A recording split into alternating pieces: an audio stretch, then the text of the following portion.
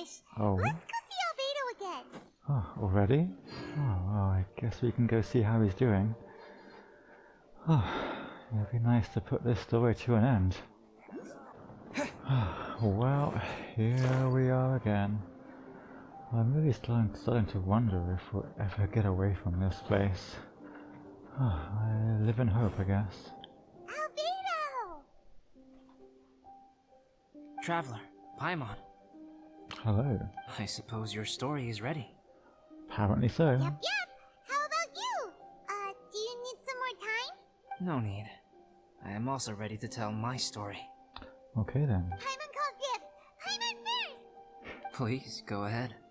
Okay, here goes. I'm looking forward to this. Once upon a time, there was an evil researcher who went into the mountains and did a crazy experiment on whopper flowers to transform their appearance. After a lot of pain and suffering, the whopper flowers finally took on a human form. Then they stood by the side of the mountain to wait for unsuspecting bypassers. To whoever spoke to them, they would ask some questions such as, "Who am I? Who are you?" If the bypasser got the wrong answer, the last sound they'd make would be a yelp before the whopper flower ate them alive in one bite. Oh, lovely. Ooh, truly frightening. Yes, Paimon is truly frightening. What the? You two aren't scared at all! Maybe I'm just really tough. I don't know. Don't go nitpicking, okay? If you didn't like the story, go write your own! Ooh, well in that case, I would add more horror elements in. After the whopper flowers eat someone, they would turn into that person. In other words, the whopper flowers would ambush and then completely replace their victims. And then adopt their newfound identity. And then what? Go back to where the person lives? Enter their home? Eat their whole family? You tell me, Paimon, it's your story. Paimon made up this story, but now Paimon's the one who's scared by it. It's a good story. May I write it down? I may bring it up in future conversations. What for? Just to scare people with? Yes. Well, at least he's honest about it. You've got a real mean streak, Albedo. So, what's your story? Mine is a little longer than yours. Okay. It starts with an alchemist. Uh-huh. A great alchemist once created Subject 1. Subject 1 was her proudest achievement, and successfully blended into human society. No one ever would have thought that this friend of theirs was in fact a synthetic human. No. However, unbeknownst to Subject 1, the alchemist had tried the same experiment many times before he had come into being.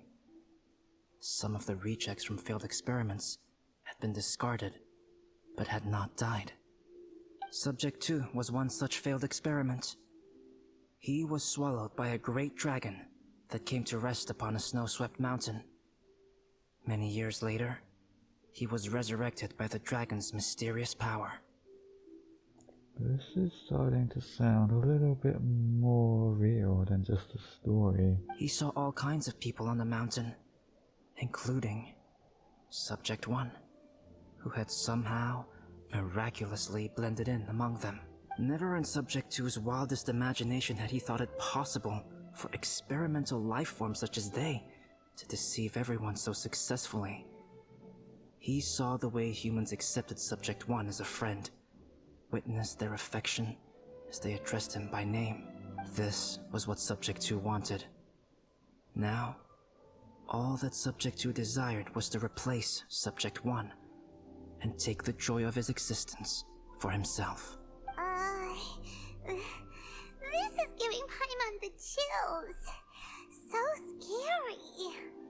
Yeah, a little bit more scary than your story, Paimon. Subject 2 began to unfold his plan. He stole Subject 1's books and notes, and studied all that Subject 1 had learned from the alchemist. Subject 2 was highly intelligent, and he learned quickly.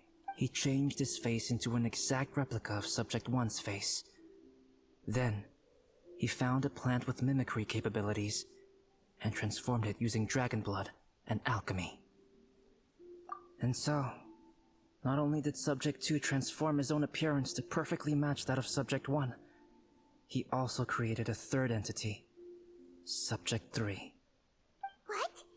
There's 3 of them now? Oh boy. But Subject 2 wanted to become a perfected human. So, he erased a mark in both his and Subject 3's necks. For these marks were symbols of imperfection. So he purposely erased it. In my view, it was probably a subconscious act, an instinct. But this is just a story, isn't it? Wink wink. He so desperately craved to become a perfect human being that he forgot something. Human beings are defined by their flaws. Subject 2's plan was meticulously crafted. Subject 3 would draw Subject 1's attention. After Subject 1 disposed of Subject 3, he would assume the threat had now disappeared and would let his guard down. The next moment that Subject 1 was alone, Subject 2 would make his move. He would eliminate Subject 1 and become the only one remaining. He would secretly replace the Subject 1 of everyone's memories and inherit his identity, residence, clothing, sword, name, and friends. People would have no idea that the individual they knew had become somebody else from one day to the next. Well, this just got a lot more creepy, didn't it? This is way too scary. Paimon's never gonna be able to trust anyone again. Yeah, me either. But just before Subject 2 could carry out his plan, a unique stranger entered the mix. Subject 2 tried to make contact with this person, but found that they could somehow sense he was different from Subject 1. What's wrong? Are you scared? What happened then? What happened to the stranger? He became a new stage in Subject 2's plan. One more person that Subject 2 had to dispose of. It's as if there were 3 identical roses in a garden. Only one of the 3 was a fine specimen, while the other 2 were defective specimens that bore poisonous thorns. In all the world, only the gardener who tended to them could tell which was the good specimen. People do not like poisonous plants. Only a perfect rose can fetch a high price. If the inferior specimens wanted to conceal the fact of their worthlessness, they would have to take the gardener out of the picture, using their poisonous thorns. This is exactly what Subject 2 was thinking.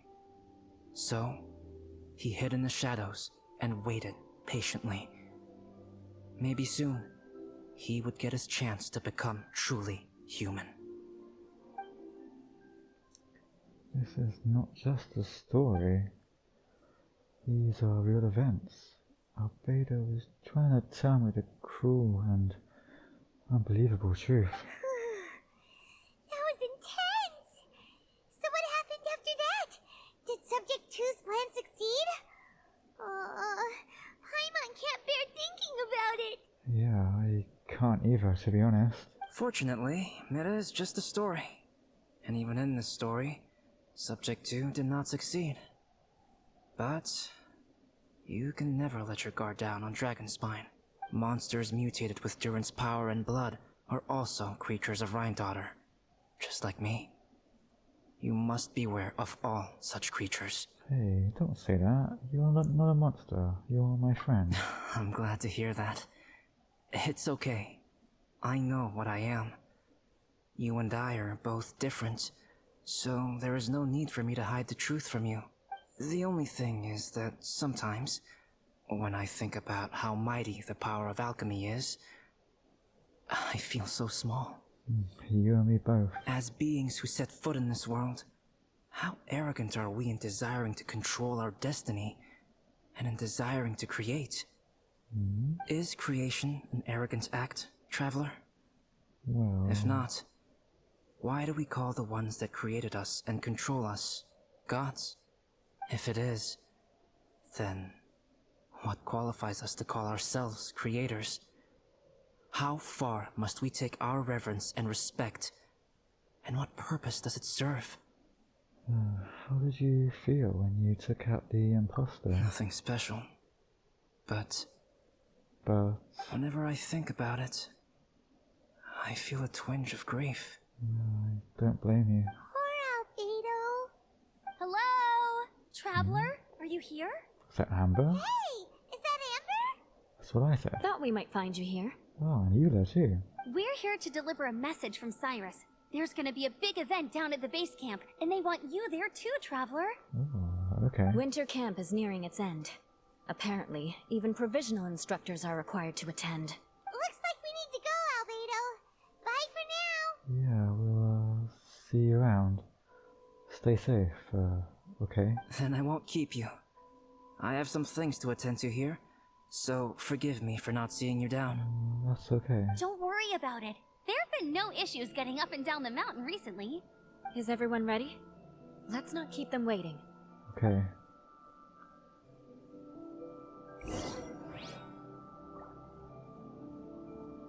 Oh, I don't really know what to say after that.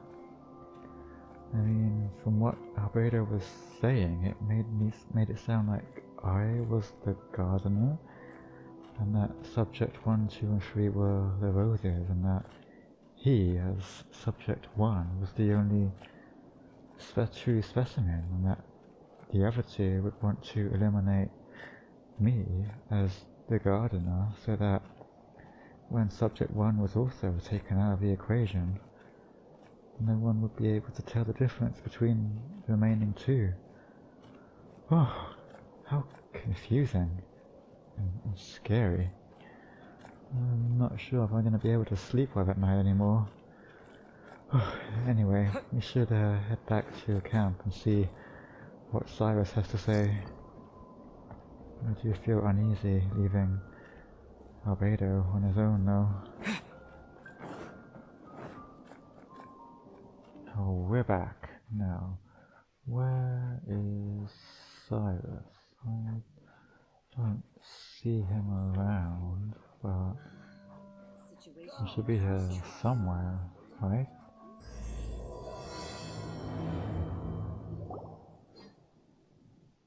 Huh? Who is this guy? Wait, is he Joel's father? Allow me to introduce Yozerv. He's Joel's father. He is Joel's father, what? Dad, this is that traveler I was telling you about. The travelers helped me out loads in the past, and this time we even built a snowman together. No way. Joel has told me everything about you. I can't thank you enough. I'm glad you're okay. Wow, this is amazing. Yeah, I mean, we found your stuff and your backpack with the book Joel gave you inside. I thought that you... Wait a second. Why is Cyrus discreetly wiping tears away? And what is Pallid doing here? Pallid is the hero of the hour this time. Go on, Pallid. Tell us what happened in your own words. Okay. The weather was fine on that fateful day, and I had a feeling that Lady Luck was smiling down on me. So I trusted my gut and set off to explore somewhere new, somewhere dangerous. Because where there is great danger, there is also great treasure. I'm sure Paimon would agree with that. Why does this sound so hard to believe? Or maybe not. But I had only been away from the group for a short while when Yeah. I fell down a slope and just started rolling. Oh, why does that sound so familiar? Uh-oh. Did my bad luck rub off on him when we ran into each other on the mountain? The place I fell to was somewhere I didn't recognize, and I'd sustained a few injuries. I remember thinking to myself, this is the worst luck I've ever had in my whole life. Then I met Yozerv. He'd heard the sound of me falling and came out to see what was going on. Huh? Wow, so it was completely by chance then. Where was he? I mean, we saw no trace of him after finding his backpack. I mean, why would he leave his supplies behind? I thought he must have been someone from the Adventurers Guild here for the event, but after a few words of conversation, it was clear that he was having memory problems. He didn't even know his own name. The temperature was freezing, and there was no time to deal with all that there and then. So I convinced him to come back to the camp with me and figure everything else out after we got there. We got back to the camp, ran into Joel, and the moment he saw him, he froze for a second with this completely stunned expression on his face, and then he started crying out, "Dad! Dad!" That's when Yozerv suddenly started to remember. My memory has still not fully recovered, but Joel and his mother, they are the only ones that I will not, no, that I cannot forget. Daddy. Daddy's right here, Joel. Daddy's right here. Yozerf, don't you remember anything else at all? Yeah, you've been gone for so long. The poor princess? Feeding the foxes? Yeah, the ones we saw in the cave. I'm sorry. I have no recollection. Maybe it's because of the head trauma. I'm not sure. I'm not sure either. I woke up and found myself covered in blood. My things were gone, and there was nothing to indicate who I was or how I got there. Did someone rescue him, maybe? I crawled into a cave and settled in for a slow recovery. After my legs and feet were a little better, my hunting skills were what kept me alive. Dad, I was so worried about you. I'm all right now, Joel. Oh, don't cry. Daddy's not going anywhere. I'm here to stay. Oh, this is good. This is good. All's well that ends well. You know what, though? I definitely think my luck got worse after running into Bennett on that mountain. Yeah, I'm not surprised. I knew it. I just... No, I just meant if it weren't for you, there's no way I ever would have run into Yozerv on a mountain this huge. It's one way of looking at it. Besides, we got back safely, didn't we? So don't blame yourself. Maybe sometimes miracles can only happen when you get just unlucky enough. Ballad. When did you become such a smooth talker, huh? Huh? Am I? I was just telling the truth. Oh, yeah. I want to say thank you to the Traveler, Uncle Cyrus, Auntie Eula, and Auntie Amber. Thanks, everyone. You all helped look after me, and I will always remember it. Oh, it was a pleasure. But I guess I can't take the snowman with me, or it'll melt once it leaves Dragonspine. It's such a shame. Yeah. Oh, I can help with that. One moment. Oh? How so? Huh? Eula? Here, take this. It's powdered rime. Just add it to your snowman, and it will never melt. What? Really? Wow! Really? Oh, this is awesome! You're the best, Auntie Eula! Can I get some? Dad, I have an unmeltable snowman now! How cool is that? How can I ever repay you all? We are all delighted for you. Thank you all. Thank you, from the bottom of my heart. Dad, I want to go move the snowman. Can we do it now, please? Okay. I'll be leaving with Joel now. I'm sure I'll see you all another day. Oh, I'm sure you will. Very well, very well. It's time for Pallet and I to have another discussion concerning his breaches of adventurer discipline. Huh? But Cyrus, I think I kind of made up for my mistakes this time, you know? See you guys! Oh, I made this for you and Amber. Think of it as a winter souvenir. Is it powdered rime? Aw, are you sure? This must be really important to you. Come on now, just take it. No need to make such a fuss. Wow! Now our snowman won't melt either! Great! I'll treasure it. You're welcome. Just keep it. That's all I ask. I will. Amber and I have some business to attend to now. Okay. See you later. Another ice bath? Bye. Everyone's gone! Seems like they've all got their own stuff to do now. Yeah, I guess it's all finally over. Oh! You know what? We've been on Dragonspine all this time, and somehow Paimon still forgot to ask Albedo about how to make a fruit juicifier machine that can keep the juice fresh! Oh dear. Can't you just draw one and make it come into reality for you? Maybe we should try Timaeus again. He does seem pretty eager to please after all. If you insist. Well, here we are, back where it all started. Hey, Timaeus. Timaeus! Traveler and Paimon, what can I do for you?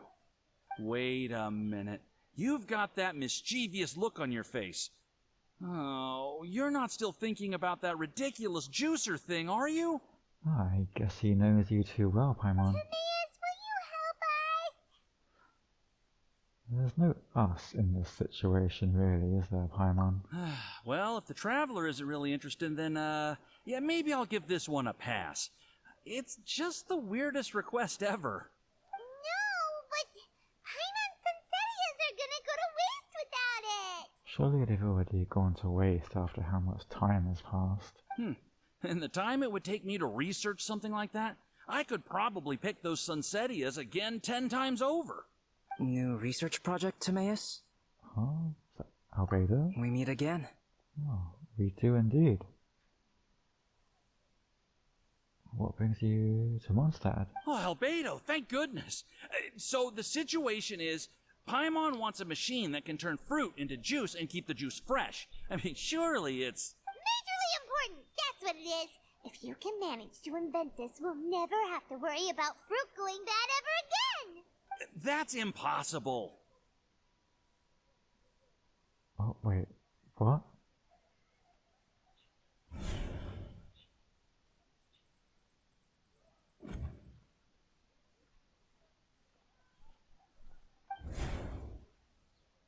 Wait, here's his neck. Turning fruit into juice is not hard, but keeping it fresh is more difficult.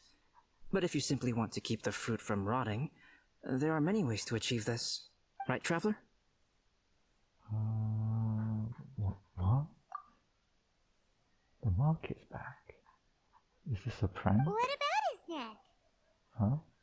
I didn't say anything about his neck. What's wrong? Is there something on my neck? No, it's fine.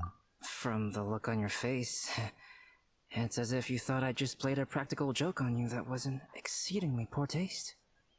What? So it was a prank? Albedo, you were saying, how do you stop fruit from going bad? Or was it? Well, one way would be to bury your fruit on Dragonspine, where the snow never melts all year round. But then Paimon won't be able to eat them. You could always live on Dragonspine. No, too cold for Paimon. Or you can give the fruit to me, and I would take it to Dragonspine for you. But since you don't like the cold, you'd have to send someone else to pick them up when you want them. This is where you come in, Traveler. Oh, I'm sure you'd like to get me on my own, wouldn't you? Suddenly sounds a lot more feasible with other people doing all the work. Okay then, shall we go with that idea? I think not. Fruit buried on Dragonspine will stay fresh for much longer. However, it is also possible that the fruit will sprout and grow into fruit trees. Who knows? Maybe the next time you visit, it will have grown into an orchard. You can water the trees, add fertilizer, and when they finally bear fruit, you will have some fresh Sunsettias. No way! Then Paimon will have to be a gardener. That's not the goal here. How suspicious. Oh? Well, I don't think being a gardener is so bad. Really? A gardener? I didn't expect Albedo to joke about this. Doesn't he care about what the mark means? Albedo! Stop trying to get your hands on Paimon's super sweet Sunsettias! It bothers you, does it? Of course it bothers Paimon! They are the rarest, super duper sweetest Sunsettias ever! And they're not for you! Okay, but they're just Sunsettias. I think you're only so attached to them because you don't have much fruit of this quality in your possession. What are you saying? When someone's pockets are full, and their spirit is fulfilled, they don't easily fall prey to this kind of yearning. Really? I see. That makes a lot of sense.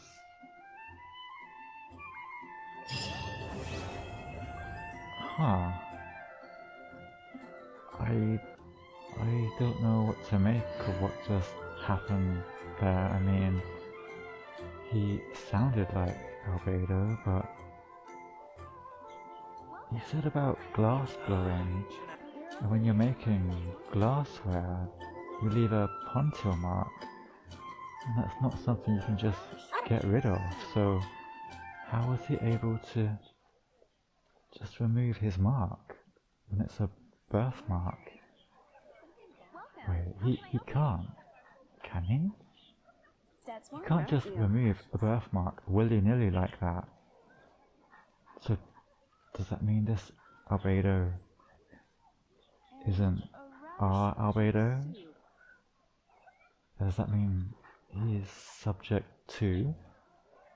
When we left him to go to the adventure camp, did he strike Albedo in his camp? Oh god, has he been replaced? And what he said there about being a gardener and growing an orchard, has he become the gardener? Oh, I don't know what to make of it. I'm just really suspicious of him now, and kind of scared. I mean, have you got anything else to say? Dragonspine is too cold for ordinary fruit trees to survive. But Yeah. if, one day, Dragonspine did become home to gardens and orchards, there would be more reasons for people to visit. Perhaps a little life is the key to attracting people. Life may exist in all kinds of unfathomable forms and in all manner of unthinkable environments. Mysterious, yet tenacious. Perhaps this is what makes life so special.